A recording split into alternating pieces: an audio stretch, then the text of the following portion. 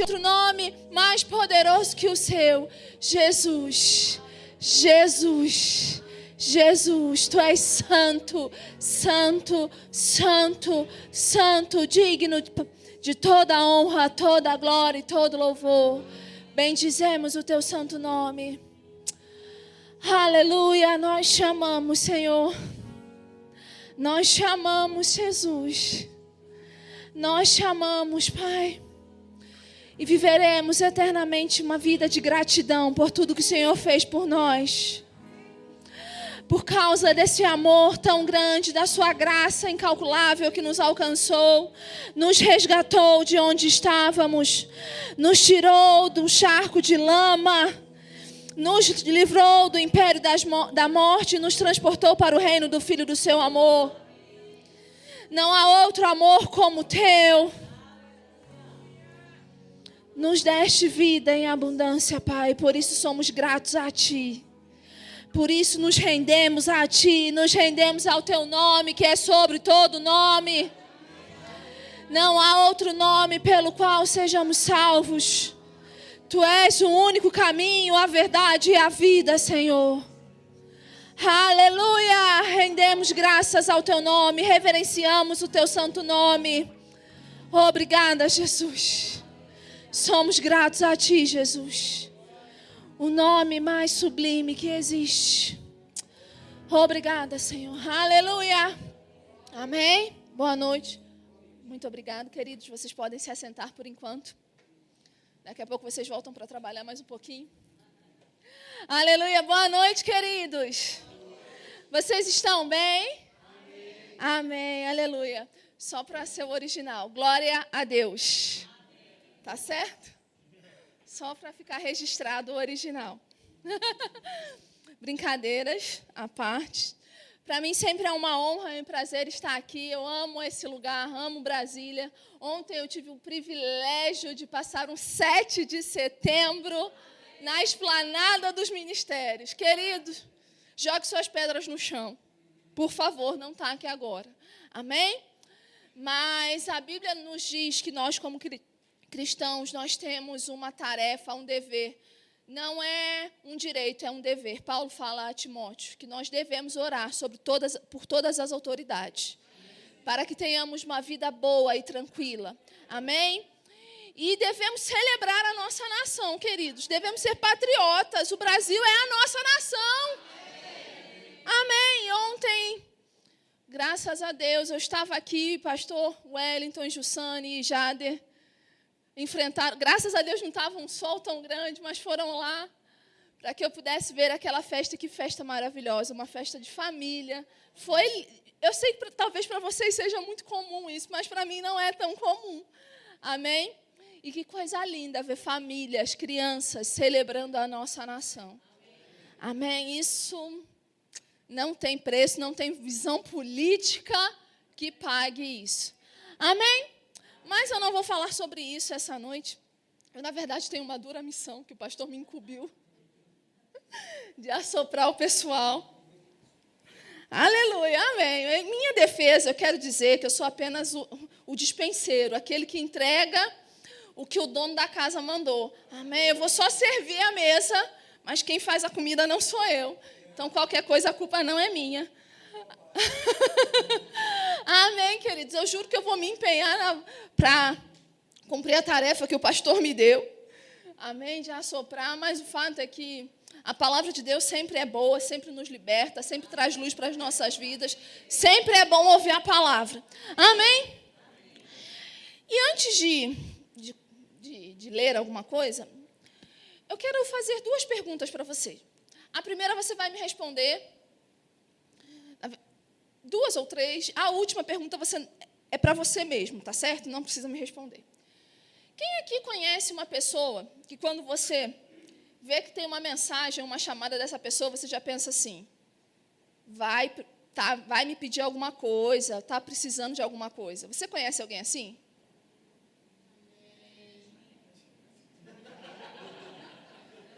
Alô, som, está funcionando? Vocês estão me ouvindo? Quem é meu aluno aqui? Fiquem tranquilos, podem responder, eu não vou dar aula de Gálatas, tá certo? Amanhã o negócio vai ser diferente, mas hoje eu não vou nem falar sobre Gálatas. Amém. Mas quem aqui conhece alguém assim, quando vê, já sei, fulano está me ligando, está pedindo alguma coisa. Você conhece alguém assim? Eu conheço uma pessoa, gente, que quando eu vejo uma mensagem dele, eu já sei, está com alguma dúvida. É um amigo meu, foi meu aluno do Rema. Não é você não, tá? Fica tranquilo. E eu sei que quando eu vejo mensagem dessa pessoa, eu falo, leu alguma coisa, não entendeu, está com alguma dúvida. Eu sei que é dúvida. Ele até disfarça, oi, tudo bem, como você está? Eu já falo logo, diz qual é a dúvida. Porque eu sei que é a dúvida que ele tem. Amém? Agora, queridos, vamos ser sinceros. Não é chato gente que só procura você quando está precisando de alguma coisa? Essa pode responder ainda. Nossa. É desagradável, gente. Que coisa chata. A pessoa não quer saber de nada, só quer pedir ajuda. Só liga quando o calo aperta. E agora eu quero fazer uma pergunta para você pensar. Quando foi a última vez que durante o seu período de meditação e oração da palavra, eu suponho que você tenha um momento desse, que você fala com o seu pai, que você esteve diante dele, orando, tendo comunhão, falando com ele e não pediu nada?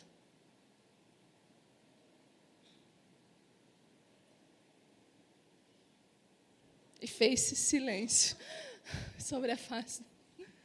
Quando foi, queridos? Pensa aí. Teve alguma vez que você orou e não pediu nada? Eu não estou falando aqui que a gente não pode pedir, queridos, muito pelo contrário. Paulo fala em Filipenses capítulo 4 que se tem alguma coisa que nos deixa ansioso, alguma coisa assim, a gente deve entregar a Ele por meio das nossas orações e súplicas.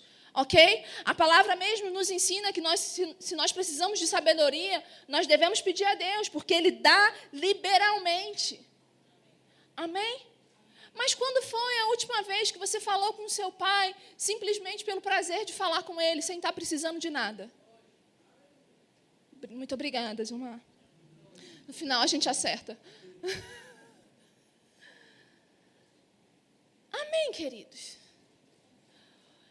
Eu não vou mentir para você, não. Nos últimos tempos eu só tenho uma mensagem.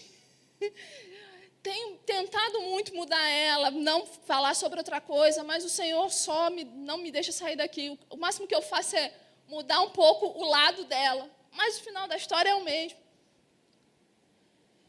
Eu quero que você abra a sua Bíblia comigo, por favor.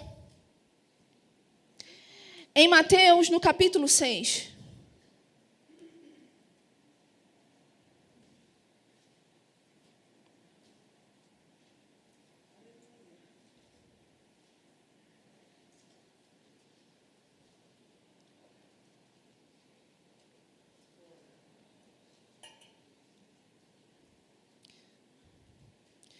Jesus está dando algumas instruções aqui no Sermão da Montanha. Versículo 5. Você achou? Mateus 6, 5. E quando vocês orarem, não sejam como os hipócritas. Eles gostam de ficar orando em pé nas sinagogas e nas esquinas, a fim de serem vistos pelos outros. Eu lhes asseguro que eles já receberam sua plena recompensa. Mas quando você orar, vá para o seu quarto, feche a porta e ore a seu pai que está no secreto. Então seu pai que vê no secreto recompensará. E quando orarem, não fiquem sempre repetindo a mesma coisa, como fazem os pagãos. Eles pensam que por muito falarem serão ouvidos. Para e olha para cá rapidinho. O que Jesus está dizendo? Olha, desde o versículo 1, Jesus vem falando sobre a gente ter cuidado para não fazer nada para ser visto. Porque se a gente está fazendo alguma coisa para ser visto pelos homens, aí está a nossa recompensa. E aqui ele vai falar, olha, quando você vai orar, não vai para a praça. Jesus não está dizendo que é errado orar na praça. Jesus está combatendo aqui uma posição das pessoas fazerem algo para os outros verem. Amém? Vai para o seu quarto e o seu pai que está em secreto vai te recompensar. Mas Jesus fala assim, não fica repetindo a mesma coisa, não. E o que Jesus quer dizer? Às vezes parece que a gente fica falando a mesma coisa para tentar vencer Deus pelo cansaço. Ou então a gente, fica orando no horário direitinho, para convencer Deus que a gente está se comportando bem e que Ele tem que atender a nossa oração. Não, queridos, a gente não precisa ficar repetindo, não. E olha só o que Jesus vai dizer. Não sejam iguais a eles, versículo 8. Porque seu Pai sabe do que vocês precisam antes mesmo do que de o pedirem.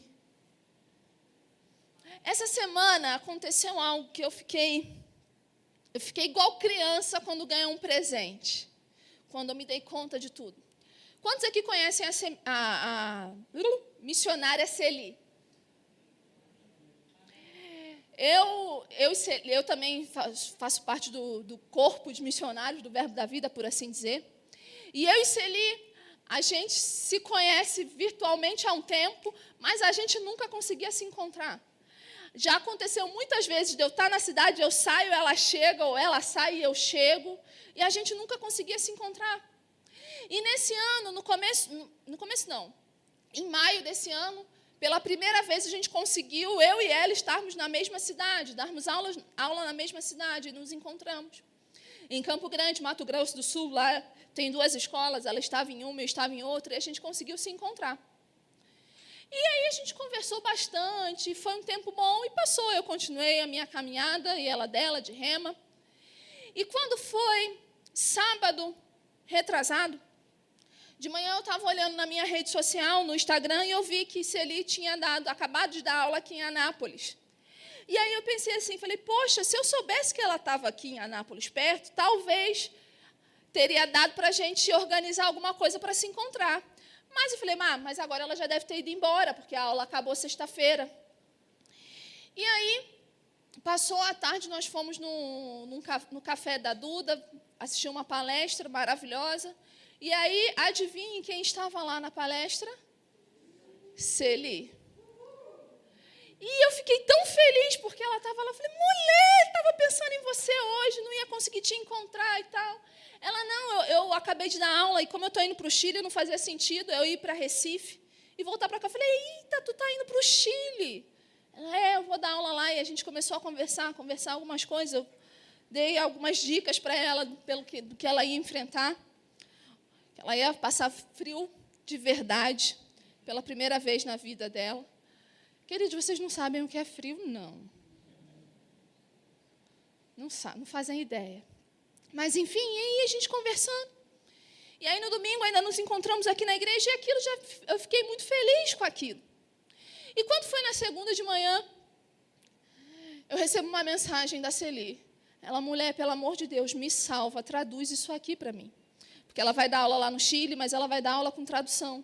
E a escola manda sempre um e-mail com algumas recomendações, algumas questões lá da escola, e era um e-mail grande, todo em espanhol. Ela, mulher, eu não consigo traduzir, não faço ideia do que eles estão dizendo.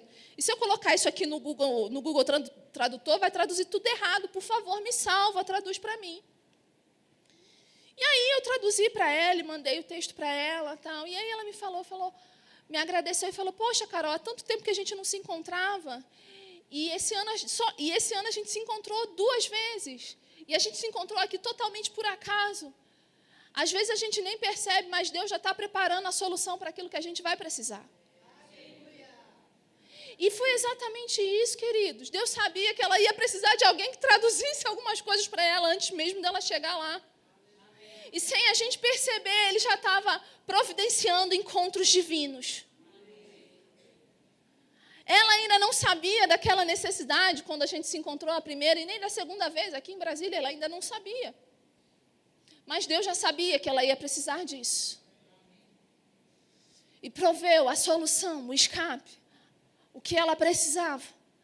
Amém, queridos? É isso que Jesus está falando. Olha, vocês não precisam ficar pedindo, lembrando, como que lembrando Deus daquilo que você pediu. Não, Ele sabe do que vocês precisam antes mesmo de vocês pedirem.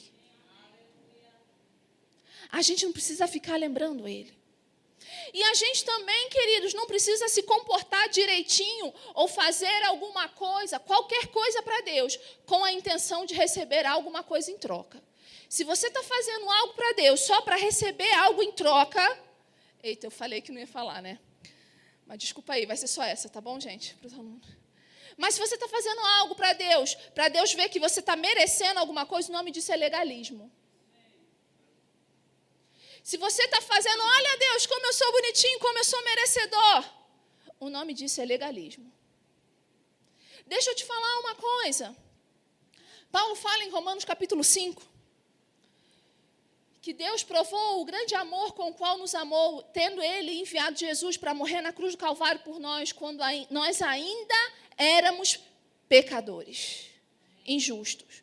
Sabe o que isso quer dizer, queridos? Quando a gente não merecia nada, Ele já deu tudo. No capítulo 8, versículo 32, ele vai dizer: aquele que não poupou nem mesmo o seu próprio filho, como não nos dará juntamente com ele, graciosamente, todas as outras coisas? Quando a gente não merecia, queridos, quando a gente estava caminhando em direção ao inferno, Ele já deu tudo.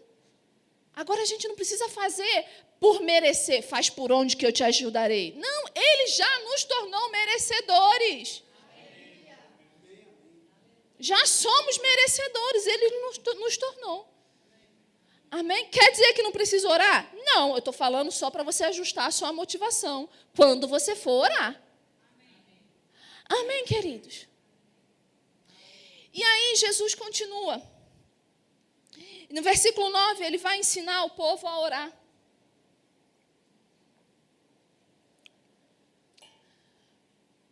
E vai dizer assim: vocês orem assim: Pai nosso que estás no céu, santificado seja o teu nome. Venha o teu reino, seja feita a tua vontade, assim na terra como no... E eu sei que você sabe o resto, querido. Mas só esse começo aqui da oração do Pai Nosso já nos ensina uma porção de coisa. A primeira coisa, Jesus está nos ensinando a tratar Deus como Pai, uma relação de intimidade, de proximidade.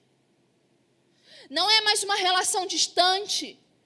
Não é uma relação de um senhor severo e um servo humilhado e rejeitado. Não, é uma relação próxima de pai e filho. Amém? E depois que você chega diante do seu pai com a intimidade, você faz o quê? Você começa a pedir? Não, você adora ele, você exalta ele, você engrandece ele. Santificado seja o teu nome. Você é santo, Senhor. Eu te louvo, eu te adoro, eu exalto o seu nome. E depois você já pode pedir? Não, depois você se submete a fazer aquilo que Ele quer fazer, que você faça. Seja feita a vossa vontade. Amém? Depois, aí sim, você pede algumas coisas.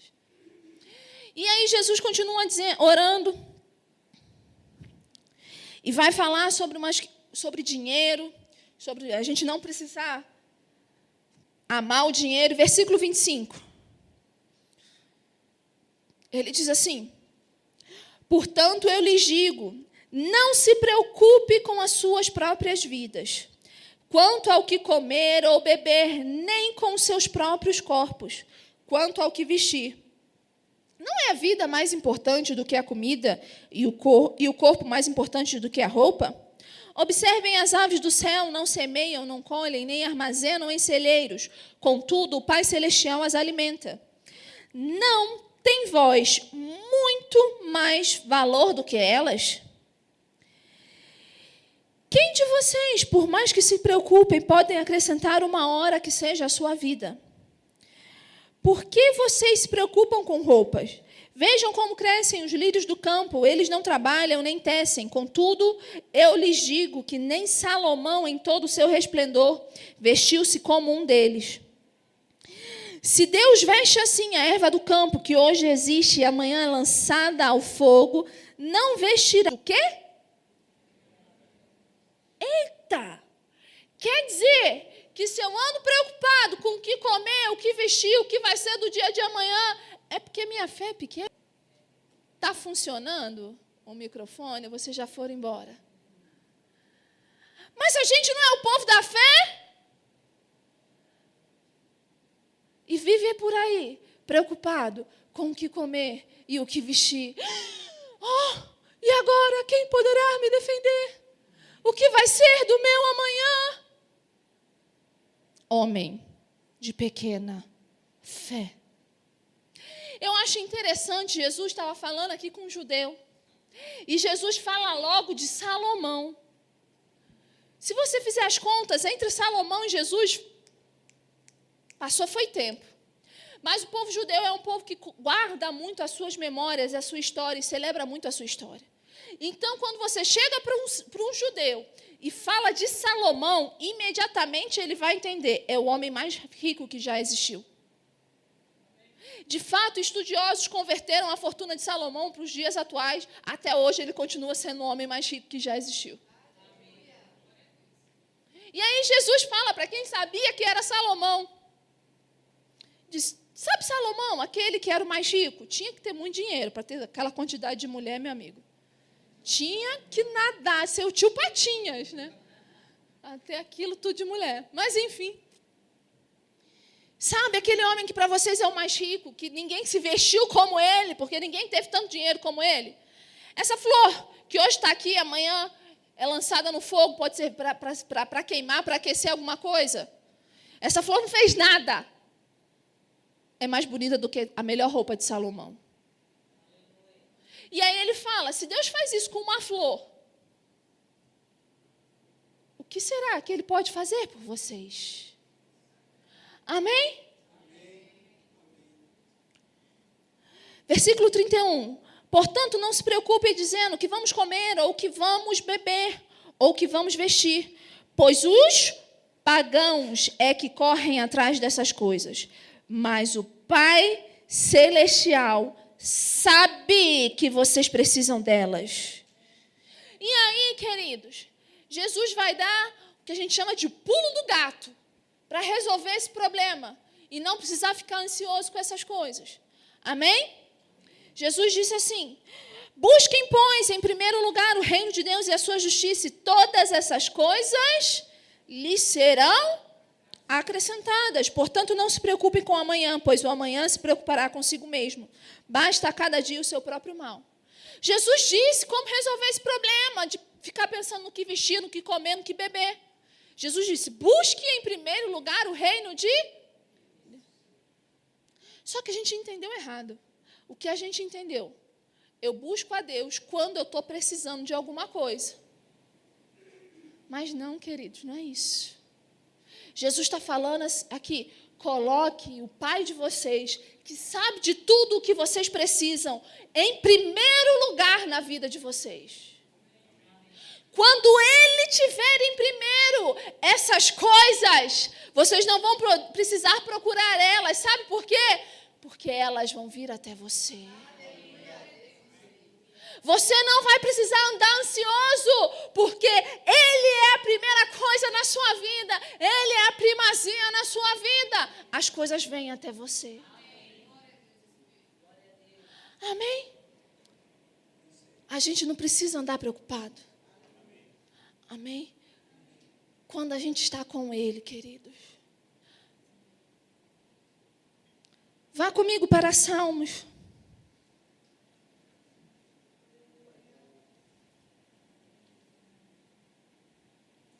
Capítulo 34.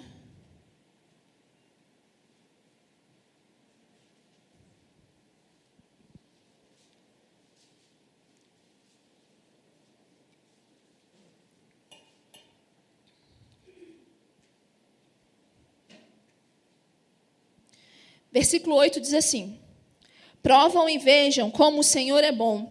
Como é feliz o homem que nele se refugiam. Temam ao Senhor, vocês que são os seus santos, pois nada falta aos que o temem. Os leões podem passar necessidade e fome, mas os que buscam o Senhor não têm falta de nada.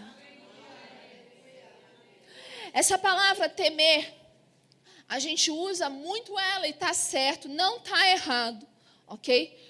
Na questão de reverenciar ao Senhor, ter reverência, ter respeito a Ele. É verdade, é isso mesmo. Só que essa palavra também fala de honrar e adorar.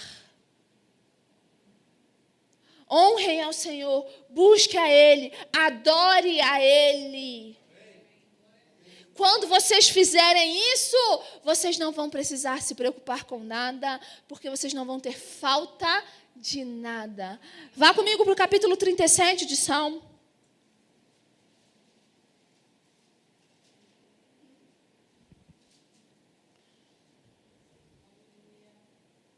O salmista começa a dizer, olha, você não precisa ficar olhando para o que o ímpio tem, o que não tem. O que o ímpio tem hoje existe, amanhã já não existe. E aí no versículo 3, o salmista vai dar um conselho precioso. Confie no Senhor e faça o bem, assim você habitará na terra e desfrutará segurança. Deleite-se no Senhor e Ele atenderá aos desejos do seu coração. Entregue o seu caminho ao Senhor, confia nele e Ele agirá.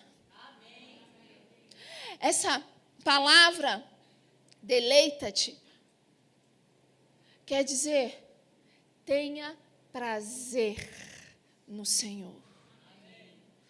Quando a gente tem prazer no Senhor, a gente confia nele, Ele realiza os desejos do nosso coração. E aqui no capítulo 37, mais para frente, o salmista vai dizer, fui moço, fui jovem e agora sou velho, mas eu nunca vi um justo mendigar o pão. Por quê? Porque tem prazer do Senhor. Amém, queridos? Salmo 1, que é um salmo muito conhecido. Vamos ler lá. Eu gosto de ler bastante a Bíblia. Quando eu estou... Não, sim. Todo crente gosta de ler a Bíblia, né?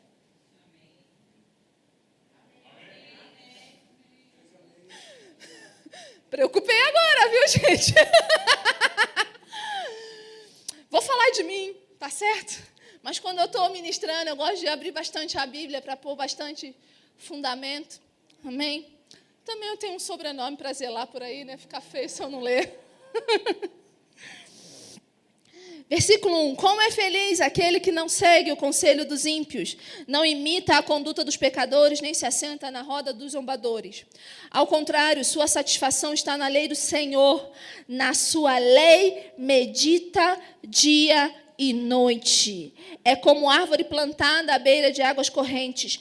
Dá fruto no tempo certo e as suas folhas não murcham. Tudo o que ele faz prospera, ou tudo o que ele faz é bem sucedido. Queridos, pode responder, fale a verdade, seja sincero. Quem aqui quer ser bem sucedido em tudo que fizer? Não sei, eu quero. Sabe qual é o segredo? Tenha prazer na lei do Senhor. Amém? Foi para isso, queridos. Eu falo, por onde eu passo sempre, uma hora ou outra alguém vem me perguntar sobre questão de chamado, principalmente a questão missionária, e o que eu faço para entrar no meu chamado, como eu faço para descobrir o meu chamado, e meu chamado, e meu chamado, e meu chamado. E eu sempre digo que eu sempre acredito quando a pessoa fala para mim que tem um chamado nos 5 dons ministeriais. De fato, eu acredito. Mas por dentro eu faço, bichinho, não sabe de nada, não sabe onde está se metendo. Que esse negócio de chamado não vai enganar não, viu, gente? É mais difícil do que parece. Mas, enfim, e as pessoas ficam preocupadas no que devem fazer para entrar no seu chamado, como devem se comportar. Mas abra sua Bíblia comigo em Marcos, no capítulo 3.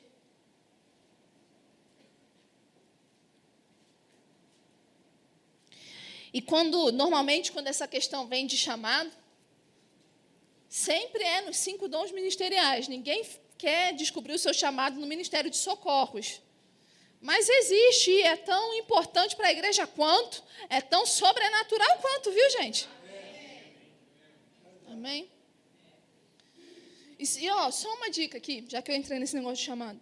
Se você sabe que você tem um chamado nos 5 dons ministeriais, pregar a palavra, ensinar, que é um bom lugar para você treinar, depois de fazer isso que a gente vai ler aqui, o melhor lugar para você treinar, sabe onde é?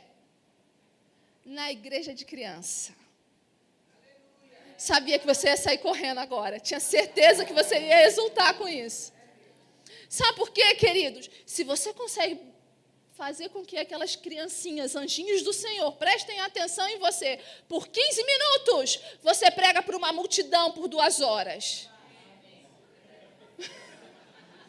Como eu sei? Experiência própria. Eu sabia que você ia ficar muito feliz. Mas essa parte aqui é mais fácil. Amém? A tarefa número 1 é mais fácil. Você achou Marcos capítulo 3? Versículo 13 diz assim: subindo Jesus subiu a um monte e chamou a si aqueles que ele quis, os quais vieram para junto dele. Escolheu 12, designando-os como apóstolos, para que estivessem com ele e os enviasse a pregar. Marcos não fala aqui, quem fala isso é Lucas e Mateus, mas eu gosto muito do que Marcos fala. Mas a verdade é que Jesus não foi lá no monte, orou rapidinho e voltou, não. Jesus passou a madrugada orando no monte, orou toda a noite. E quando Jesus desceu, ele chamou os que ele quis, designou os 12. Mas o primeiro chamado dos 12 não foi para sair impondo as mãos e fazendo milagres. O primeiro chamado dos 12 foi para estarem com ele. E porque os 12 estavam com ele, foram enviados. Nosso primeiro chamado, aquilo que a gente deve fazer, colocar em primeiro lugar na nossa vida, queridos, é estar com ele. E antes que você diga, mas eu já sou templo e morada. Eu acho engraçado, pastor. Curioso, não vou dizer engraçado. Que a gente às vezes até acha versículo para disfarçar a nossa carnalidade. Não, mas eu não preciso. Ele já mora em mim. Para que eu vou ter que ter um tempo com ele? Acredita nisso que é bacana. Sabe, queridos, as nossas escolhas refletem as nossas prioridades. E a gente sempre tem tempo para aquilo que é uma prioridade na nossa vida. Eu não estou falando de você saber que ele habita em você. Eu estou falando de você se relacionar com ele. De você parar um tempo na sua vida, desligar tudo que tem que desligar e ficar com ele. Por quê? Por que eu preciso disso? Tendo prazer nele. Estando com ele. Por quê? Porque ele é o seu pai. Porque ele te deu tudo que você tem. Eu gosto de uma passagem que tem em João capítulo 6. Jesus está fazendo um discurso, e é um discurso muito duro. Ele fala: quem não comer da minha carne e não beber do meu sangue não terá a vida eterna, porque eu sou o único caminho. E Jesus começa a falar isso e as pessoas começam a ir embora.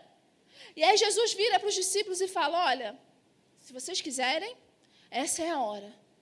Aí Pedro vira e fala: para quem nós iremos?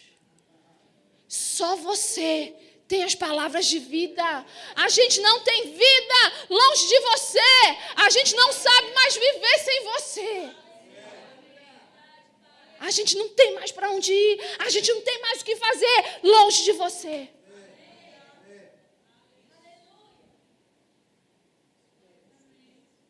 Quando ele é a nossa prioridade, querido. Quando ele está em primeiro nossa vida, as coisas acontecem na nossa vida. As coisas acontecem, querido. Deixa eu te falar uma coisa. Eu não vivo no mundo da lua. Eu vivo no mesmo mundo que você. E já faz algum tempo que eu não tenho mais nem salário fixo. E às vezes fico 3 meses sem receber salário. Mas eu não lembro quando foi a última vez que algo me faltou. Não lembro. E eu não sou melhor que você. Ele não faz acepção de pessoas. Talvez a única diferença é que eu já tenha entendido algumas coisas e colocado em prática na minha vida. Amém? Quando Ele é a sua prioridade. E eu sei que a gente vive num mundo muito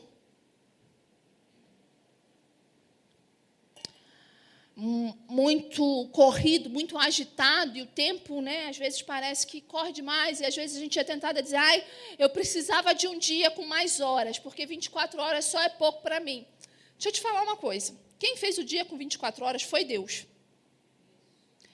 Ele é onisciente, Ele sabe de tudo. Então, se Ele fez o dia com 24 horas, é porque Ele sabia que 24 horas seriam suficientes. Talvez a gente que precise organizar um pouco melhor a nossa agenda. Continua me amando e correndo bastante com essa mensagem. Estou impressionada com a exultação de vocês. Eu juro que eu estou tentando assoprar, viu, gente? Poxa, desculpa. Lembra que eu só estou servindo. A gente aqui, às vezes... costumo dizer que existem alguns ralos de tempo na nossa vida. Amém? Comece a colocar horário na sua vida para fazer as coisas. Eu tenho tempo até agora, hoje em dia, na minha vida, eu tenho tempo para ficar na rede social.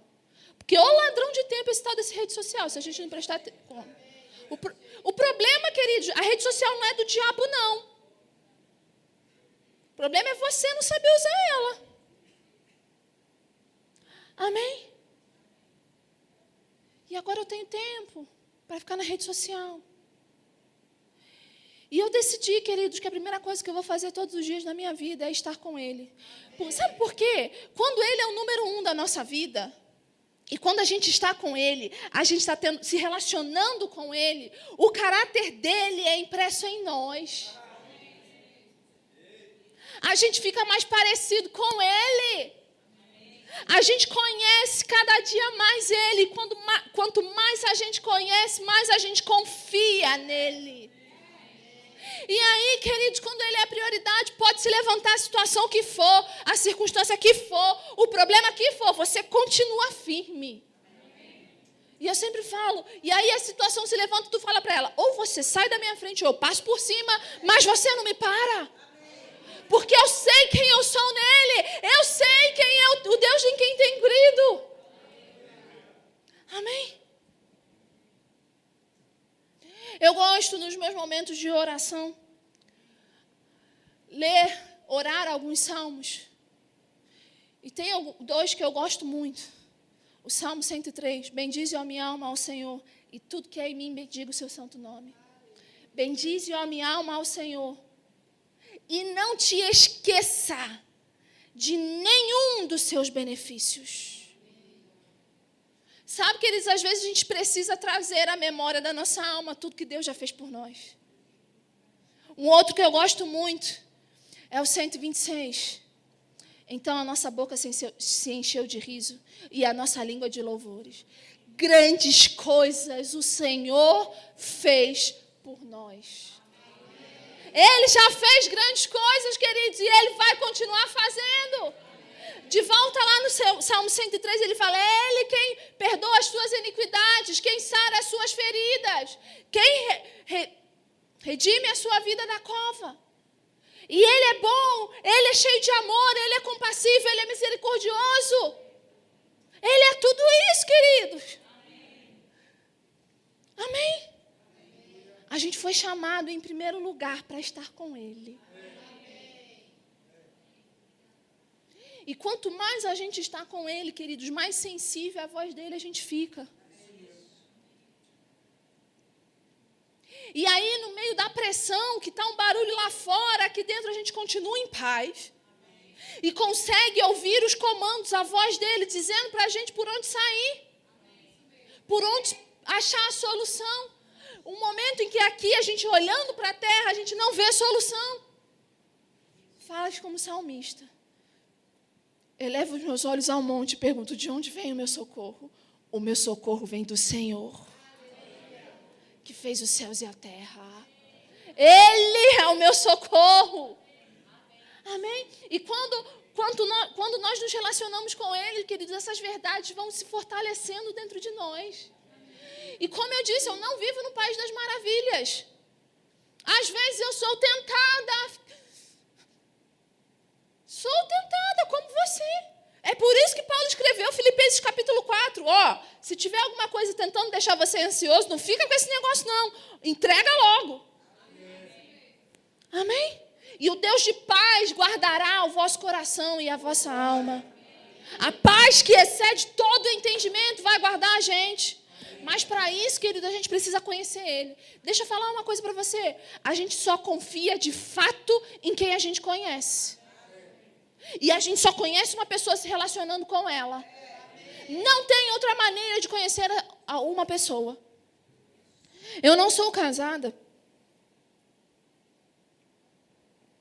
Mas os meus pais, eles são casados há mais de 40 anos. E é muito engraçado, porque são as duas pessoas mais diferentes que eu conheço. Meu pai e minha mãe. São muito diferentes. Quem conhece sabe que são... Eu costumo dizer que minha mãe entra num lugar em que ela não conhece ninguém. Em 5 minutos ela tem 10 amigos de infância. Meu pai entra no mesmo lugar, mudo e sai calado.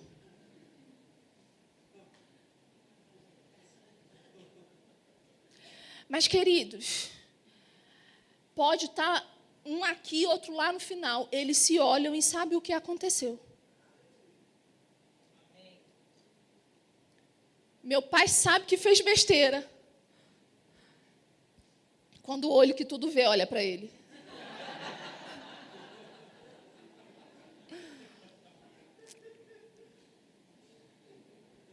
Minha mãe tem um olho grande. Eu sei que eu tenho também, mas... Como sou eu que estou falando? Amém? E minha mãe também, às vezes, sabe a hora de desacelerar. Sem nenhum abrir a boca para o outro. E minha mãe sempre me falou uma coisa muito interessante. Minha mãe falou assim, filha, não importa quanto tempo você tenha de namoro ou noivado. Pode ser até 10 anos. Mas ela falava que não seja, porque namoro de Cristo não pode durar tanto assim não, viu, gente? Tem que ou casa ou separa, porque senão dá ruim. Mas ela falou, não importa o tempo de relacionamento que você tem antes de se casar. Você só vai conhecer no dia que você casar. Depois que você casar. Porque no namoro é assim, brigou, se separa, vai cada um para sua casa, não é? Aí fica uns dias sem se falar, sem se ver, bate uma saudade. Ai, amor da minha vida, você é tão lindo, você é tão linda, eu não vivo sem você. Casou, brigou, não tem mais cada um a sua casa, não tem mais cada um o seu quarto, não tem mais cada um a sua cama. Quem é a última pessoa que você vê antes de você ir dormir? E quem é a primeira pessoa que você vê quando você acorda? É aí que você vai conhecer de fato. Amém? A gente só conhece uma pessoa de fato se relacionando profundamente com ela. Eu não fugi do assunto, não. A gente não mudou para a família. Continuo no mesmo assunto. Amém? Só quero mostrar para você a importância de fato e de verdade se relacionar com Deus. Quando Ele é a sua prioridade número 1. Sabe, queridos, a gente tem um conceito um pouco equivocado acerca de idolatria. Porque quando a gente ouve a palavra idolatria, a gente pensa logo em imagens. Só que eu falo que, na verdade, a imagem não é o problema, não é a causa, é só a consequência. Porque o que é idolatria? Tudo, qualquer coisa ou pessoa que está acima de Deus na minha vida. E quando eu estou idolatrando alguém, eu estou decidindo quem é Deus. Quem é o meu Deus. Quando, na verdade, eu não estou decidindo quem é o meu Deus. Eu estou sendo Deus e dizendo quem é Deus.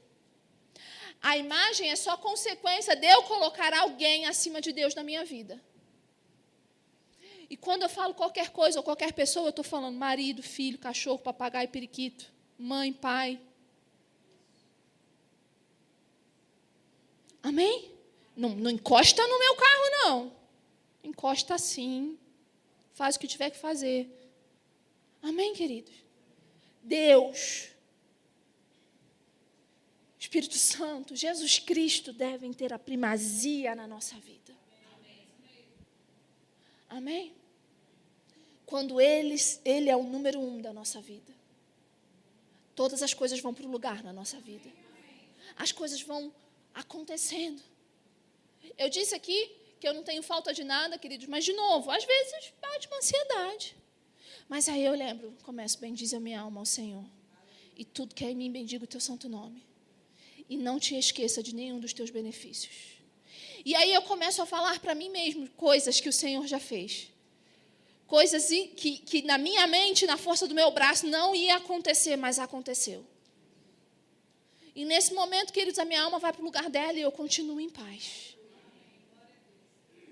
E aí, simplesmente eu continuo dando, obrigado, Senhor, porque Tu és o Deus da minha provisão. Obrigada, Senhor, porque em Ti eu tenho tudo. Obrigada porque eu sou suprida. E continuo dando graças, queridos. E chega. De onde eu nem imagino. Chega.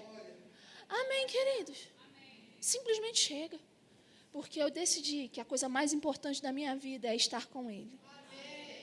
Eu decidi que não tem nada mais importante na minha vida, não tem ninguém mais importante na minha vida do que estar com Ele. E quando eu estou com Ele, meu amigo, pode acontecer o que acontecer, eu vou estar com Ele. Eu lembro uma vez, eu estava, nem lembro aonde, principalmente isso aconteceu esse ano, e esse ano eu já viajei um bocado, gente. E quando no meu momento de oração, eu tinha um hábito de desligar só a internet do meu telefone. Eu não desligava o telefone porque eu fico ouvindo música no telefone. E desligava só a internet do meu telefone. Aí, um belo dia, eu estava orando, isso era antes de eu ir para o Rema, e orando. E eu estou vendo que tinha um número me chamando incessantemente. E era um número que eu não conhecia, mas isso ainda era no começo do ano. Eu falei, cara, isso pode ser alguma diretora do Rema tentando falar comigo, pode ser alguma coisa importante. E aí, fui lá e atendi o telefone. Quando eu atendi o telefone, uma voz chorando, alô, mãe, está me ouvindo? Aí eu, estou ouvindo, mas eu não tenho filho. E aí, obviamente, desligou. Eu falei, diabo dos infernos, veio do presídio me atrapalhar. Pronto, deixo no modo avião, agora ninguém fala comigo. Amém, queridos? Ele é a prioridade número 1 da nossa vida. Quando Ele é a prioridade número 1 da nossa vida, queridos, a gente não precisa se preocupar com nada. Porque as coisas chegam até nós. Quando temos prazer em estar com Ele, Ele realiza os desejos do nosso coração. Quando temos prazer nele, na palavra dele, somos bem-sucedidos em tudo que fazemos. Amém, queridos? Um dos nomes com o qual Deus se revelou no Antigo Testamento foi o El Shaddai, o Todo-Poderoso. E esse nome, ele significa dizer que Deus é mais do que suficiente para satisfazer todas as nossas necessidades. E eu sei, queridos, que hoje nós já temos o nome de Jesus, o nome que é sobre todo nome. A gente não precisa guardar todos os nomes redentivos de Deus da velha aliança. Amém? Amém. Mas Ele continua sendo o mesmo Deus da velha aliança. Ele continua sendo mais do que suficiente para suprir toda e qualquer necessidade que a gente tenha. Não existe necessidade grande demais que Ele não possa resolver, mas também não existe necessidade pequena demais com a qual Ele não se envolva. Ele resolve tudo, supre todas as necessidades da nossa vida. Amém? Ele já deu tudo para a gente de graça. De graça, gente. E Ele deu tudo para a gente de graça, não era quando a gente era bonzinho, não. Era quando a gente era pobre, cego, nu, miserável, pecador, cabra ruim e safado. Não valia R$1 furado, a gente não estava valendo, não. E aí, sabe o que Ele fez? Aquele que vivia eternamente. Um dia, existe uma música de um cantor, Estênio Márcios. E ele fala que Jesus um dia se levanta do seu trono. E os anjos ficam, onde Ele está indo? Ele sempre esteve aqui. Por toda a eternidade, a gente adorou Ele estava aqui. E Jesus se levanta. E começa a se despojar, insígnia por insígnia. Tirar tudo aquilo. E os anjos ficam. E fazem um mar de asas para Ele descer. E Ele desce. E entra em Maria. E quando o anjo aparece para Maria, sabe o que o anjo faz? Começa a adorar. Você é cheia de graça. Sabe por quê? Porque por toda a eternidade, a única coisa que aqueles anjos fizeram foi adorar Ele. E olha só, o Todo-Poderoso, o Verbo que se fez carne, aquele que no princípio o Verbo estava com Deus, no princípio, e o Verbo era Deus. E aí Ele se despojou de tudo isso. E entrou no ventre de Maria. E aí nasceu como um Todo-Poderoso. Não! Herodes queria matar ele, o anjo apareceu para José. Foge que senão vão matar o menino. Paulo fala, nascido de mulher na lei. Ou seja, Ele era Deus, mas Ele se fez homem também. Para quê? Para resgatar os homens. Só que sabe, queridos, quem foi que... Maria não estava pedindo para ficar grávida, não. Não estava ninguém pedindo para Maria ficar grávida. Ele veio porque Ele quis. E aí, Ele se despojou insígnia por insígnia. Tirou tudo que Ele era. Por amor a nós. Aquele que habitou a eternidade, sabe o que Ele fez? Se fez homem. E aí o salmista diz no Salmo 24, levantai a porta, avessas cabeças, para que entre o Rei da Glória. Rei? Quem é rei? Nunca entrou homem nenhum aqui. Mas agora tem um homem lá.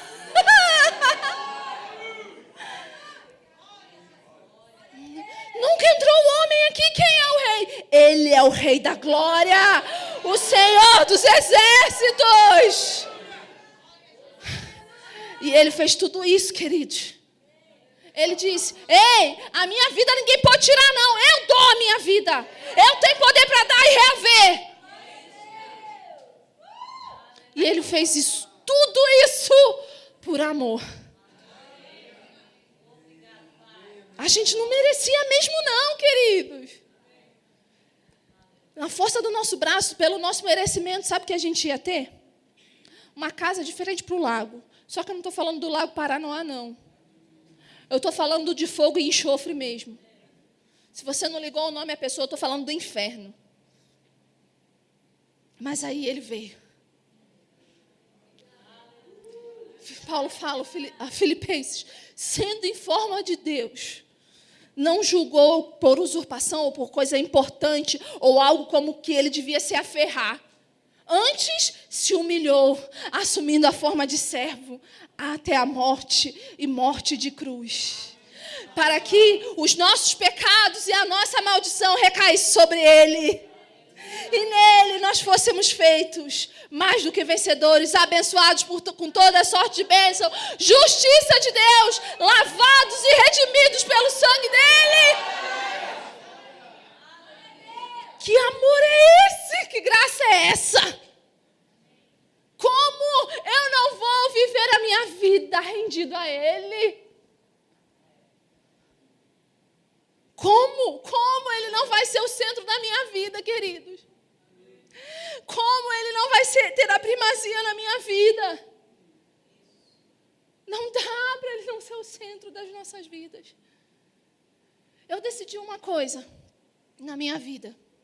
Essa pergunta que eu fiz para vocês no começo, eu não esqueci dela, não. O Senhor fez para mim.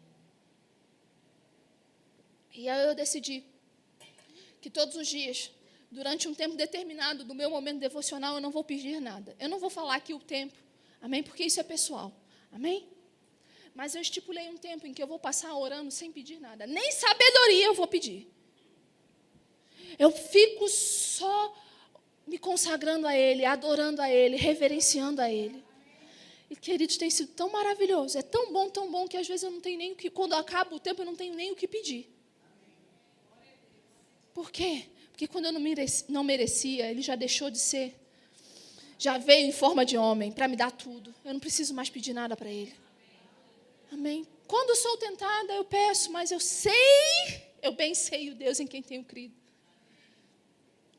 Paulo fala para Timóteo: ei, Timóteo, essa palavra é digna de toda aceitação. Ainda que homens sejam infiéis, ele permanece fiel, porque de maneira alguma ele pode negar a si mesmo. E para Tito ele disse: ei, o Deus que fez a promessa, Ele não pode mentir. Então, meu amigo, e eu quero te estimular essa noite a você não ter nada mais importante do que estar com Ele. E, queridos, me desculpa, mas eu tenho certeza absoluta que a sua vida vai mudar. Eu não tenho a menor dúvida quanto a isso. Quando você entender que Ele deve ser o centro da sua vida e colocar isso em prática, a sua vida vai mudar. Amém? Eu não estou dizendo que você vai ser livre de problema, mas você vai estar diferente, vai passar pelo problema que você não vai nem saber como foi. Sim, passou, já foi. Amém? Mas Ele deve ser o centro da nossa vida. Fique de pé.